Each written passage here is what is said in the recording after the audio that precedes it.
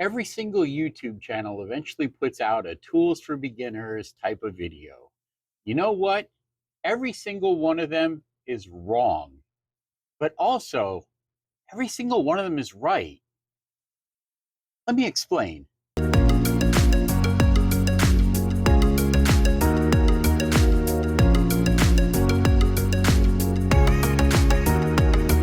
Welcome, come on in, pull up a seat. If you're new here, my name is Dan, and if you're not, you already knew that. The other day, the YouTube algorithm offered me up another one of those top tools beginners need, build your workshop for under $1,000 type videos. And between the library of affiliate links in the description and the pitch for their own designs and plans, it's pretty obvious to see what's going on with most of these videos. This is not an informational video. This is an infomercial. And look, no shade to the people that are doing this, okay? The way you make money on YouTube these days is affiliate links, sponsorships, and merch. And that's fine. That's an honest living. Luckily for you, I'm not worried about making money from YouTube right now. So I'm going to do my list of beginner tool woodworkers, only I'm going to do it a little bit differently. So what do I mean by they're all right and they're all wrong? Well, simply put, the tools that you need to get as a woodworker will vary depending on the type of woodworking that you want to do. So for example, a lot of people will recommend that you get a miter saw or a table saw as one of your early purchases. But what if you want to make bandsaw boxes?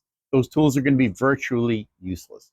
So it's my intent with this series not to give you a specific list of tools to get, but to give you a guide to help you decide which tools are right for you. So in this first video, I'm going to give you a simple basic set of tools that you need to build something out of wood. And this is geared towards a first-time woodworker who's just trying it out, trying to decide if it's something they want to pursue further. The good thing about this list that I'm going to give you is that all of these tools exist in almost every woodworking shop, no matter what level you're working at and no matter what type of woodworking you choose to pursue. So they're not going to become useful after you first try out woodworking if you want to keep going on your journey. The second video is going to cover what most people's first major purchase is, and that is a power saw. And after that, I'll start talking about some additional tools you might want to purchase as you grow, like a thickness planer or a jointer. I'm also going to try and split this list out into different types of categories of woodworking. For example, what style of woodworking you're making is best benefited by getting a miter saw, which one's a table saw, that sort of thing. And I'm also going to keep budgetary restrictions in mind. I'm going to give you low-cost alternatives or options for just about everything I'm doing. Look, I spent the better part of 20 years as a single father. I know what it means to live hand to mouth. And buy once, cry once is a great mantra if you've got the cash to buy once, but not everybody does. So not only am I going to be talking about the different types of tools you need, but I want to make sure that people can afford to get into this hobby because it's a great hobby. Now, what I'm not going to talk about for the most part is what I consider to be specialty areas of woodworking, like luthiers, instrument makers, green woodworkers, vintage antique hand tool, exclusive woodworkers, CNC woodworking, laser engraving, that sort of thing. Those are all specialty areas that I really don't know much about. So I really can't talk to those, and they have their own special tool sets. I'm going to make one exception here. If you're interested in getting into wood turning, you need a lathe and a set of carbide scraper tools and maybe a chuck for the lathe if it doesn't come with one. If you're into vintage and antique hand tools, I totally recommend Rex Kruger and By Wright. Their channels specifically focus on just doing hand tool woodworking with a big focus on vintage and antique tools. They're great channels. I'm going to try and link to everything below, along with a couple of wood turning channels that I really like. So before we get started talking about the tools proper, I wanted to discuss some consumables first that you're going to want to be aware of. First of all is glue. Now, there are these more professional grade wood glues like Titebond. That's the most popular brand right now. But this is a PVA glue. And you know what else is a PVA glue? Regular old white glue is a PVA glue. If you're on a tight budget, you can buy this stuff and it will work just fine. And it's also a good idea to keep a little bit of super glue on hand for sticking things together occasionally, but your primary glues are going to be PVA glues.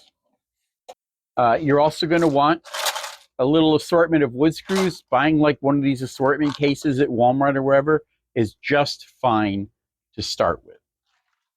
And of course, sandpaper. You're going to want sandpaper before too long. This is 3M's Cubitron.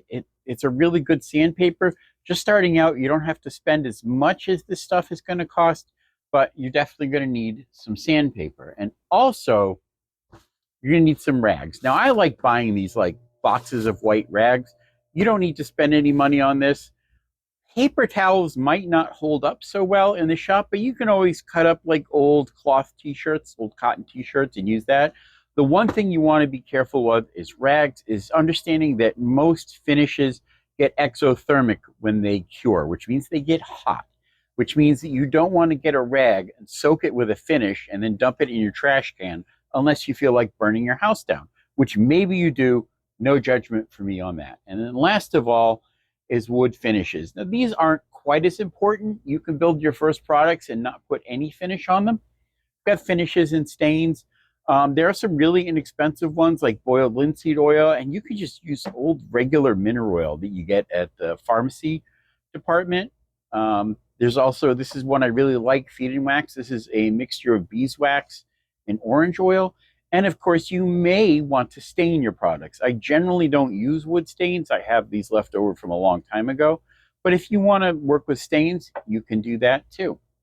One more quick note on finishes now that I've thought about it. The Workshop Companion has an excellent video where he discusses all different types of finishes, how they work, and what they're good for. And if I can remember, I'm going to link that video in the description as well. And I almost forgot, as far as consumables go, blue painter's tape. This is basically a variation of masking tape. This stuff is invaluable. You can even use it for clamping workpieces together. Absolutely, you want a couple of rolls of this available. Now let's start talking about tools. And just to kind of prove my point, every tool that I list in this video you can use to make something. And to show that, I made this little project, this little wooden box with a lid. Yes, it looks like ass. Yes, it's kind of crooked. Let's just say my hand tool woodworking skills are a little atrophied at this point, but this just goes to show that you can build something like this with just the tools. I didn't even use my bench vise. I made sure not to do that, so I was working with only the tools I'm going to talk about in this video, and you can do it too. Okay, the first tool that most people don't think of as a tool, the humble workbench. Now, you don't need something big like this or dedicated like this to start out with. As a matter of fact, I would recommend you not start with something really fancy until you begin to understand what kind of bench you need as a woodworker. I wish I still had pictures of my first one. It was literally a bunch of scrap wood and 2x4s nailed together and sitting on a couple of plastic sawhorses. You can use virtually anything. An old dining room table, piece of plywood on some sawhorses, something like that. If someone's throwing away like an old flat pack table or something like that, grab that. You can often get those for free. The one thing I would recommend against is those folding plastic tables you get like at Walmart. They're not really super sturdy. You want something that's going to be at least a little bit sturdy. So start out simple. Just make sure it's flat. You can assemble things on it. You can put things together on it and go from there. I got my pencil. Give me something to write on. Yes, the humble pencil is a tool that you're going to need. Mechanical pencils are a great place to start because they're always going to give you a consistent line width. Now, this one's a little more expensive. My dad had these when I was growing up. I have a great deal of nostalgia for this specific type, but you can pick up mechanical pencils really inexpensively, or you can just go with the good old #2 pencil. That will work just fine. You just want to make sure to keep it nice and sharp. And along with that, you're going to need something to measure with. And a measuring tape is a necessity, I think, in a woodworking shop. You may already have one on hand. Lots of people have these. Again, you want to try and get something of reasonably good quality for your measuring tape, but also you're going to want to have a square. You can get a carpenter square like this, which is one of the more expensive options. I personally prefer, this is a carpenter square. You can get a carpenter square like this, or I personally prefer a combination square. No, I am not doing this takeover again. Deal with it. I like carpenter squares. Now, these can get really expensive for good quality ones, but if you look around like on Marketplace or Craigslist, this is a Sterrett. These things go for hundreds of dollars when they're brand new. I think I got this one for like 30 bucks. and they're made really good quality. These things will last multiple lifetimes. You might have to clean off a little surface rust or whatever, but that's one way you can still get a good quality tool and save some money.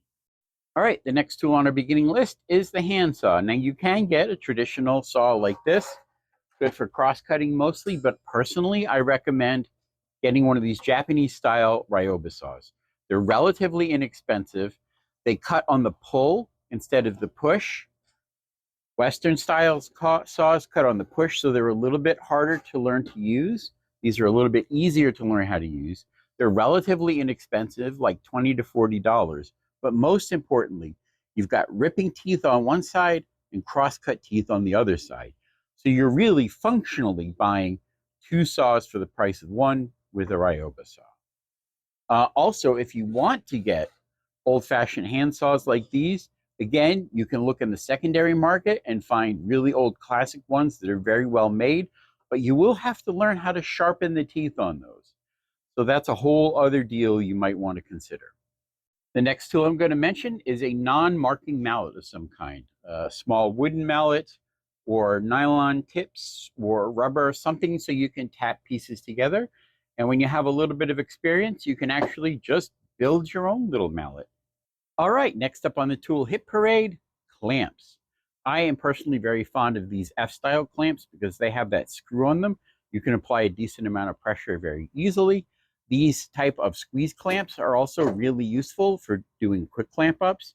They're not as strong as the F-style clamps. The thing with these is you want to make sure you buy something that's reasonably decent. I've gotten the Walmart versions of these, and they're just not great. They don't hold well. And again, clamps is another thing. Go looking on the secondary market. You'll find pipe clamps. You'll find like the wooden block clamps. All sorts of clamps will be available that you can probably get at a lesser price. Ladies and gentlemen, may I present the utility knife. This thing has 1,001 uses. You probably already have one kicking around the house. You're going to want one in your workshop, definitely. Use it all the time on virtually every product. And you're also going to want to have some protective equipment. Now, if you're just starting out hand tool woodworking, you're going to want some safety glasses to prevent chips from getting in your eye. But as you start getting into power tools, you're absolutely going to need ear protection and a dust mask of some kind, something that'll keep the dust out of your nose, because really breathing that shit in over a long period of time, it's going to mess you up. And the last tool before we get to our honorable mentions, the cordless drill in the 18 to 24 volt range. Look, you probably already have one of these at home. It doesn't have to be a brand name like DeWalt. There are a lot of them on the market now that will do just fine. And a lot of people will tell you should buy the drill and driver together, because you can often get combo kits that will make them cheaper than buying them separately. And that's nice. If you've got the money for it, actually go ahead and do that. But this is a convenience. This is a glorified electric screwdriver. This will do everything this will do. And I keep this one set up for drilling holes. I keep this one set up for driving screws. Just makes my workflow a little bit better. So like I said, it's a convenience, but this is going to be a necessity. Now, when it comes to your bits and your blades, you always want to buy the very best quality that you can afford. This just provides the energy to do the drilling. This makes the power. This is what's actually doing the work. And a crappy ass drill with a high quality drill bit in it will outperform a high quality drill with a crappy bit in it all day, every day. So buy the best that you can buy. All right, it's honorable mention time. First up, hand chisels. These things are really, really useful. Again, none of these tools are a necessity, but they're great to have on hand. You don't need to buy a whole kit. I think if you just get like a 3/4 and a 1/2 inch, you'll do just fine.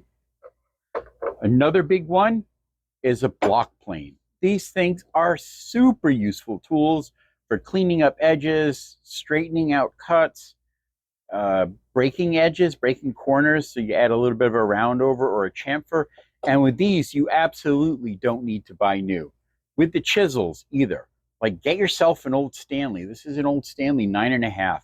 They're not expensive. You might have to clean them up and stuff, but they are super helpful to have on hand. And if you're going to have chisels and or a block plane, you're going to need to be able to sharpen those. an inexpensive set of diamond plates off Amazon. These things are 20 bucks or less, might even be less than that now. This is the quickest, easiest way to get into sharpening and the least expensive. A lot of people will talk to you about gluing sandpaper to like a piece of glass or something like that, and that'll work, but that's only going to last so long. And in a very short amount of time, this is going to be a much better value for you. And last but not least, in my honorable mentions, an orbital sander.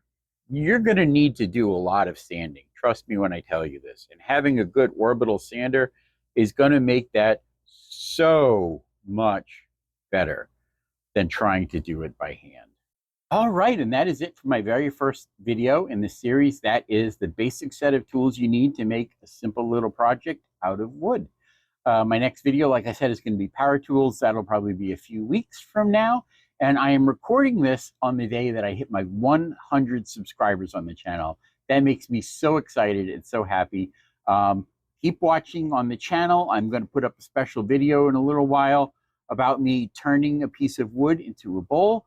And then if you make a comment on that video, I'm going to pick somebody at random and I'm going to mail that bowl to them, as long as they're in the United States. Anyway, thank you so much for watching. I hope you found this informative. Do all the algorithm friendly things, and I will see you in the next video.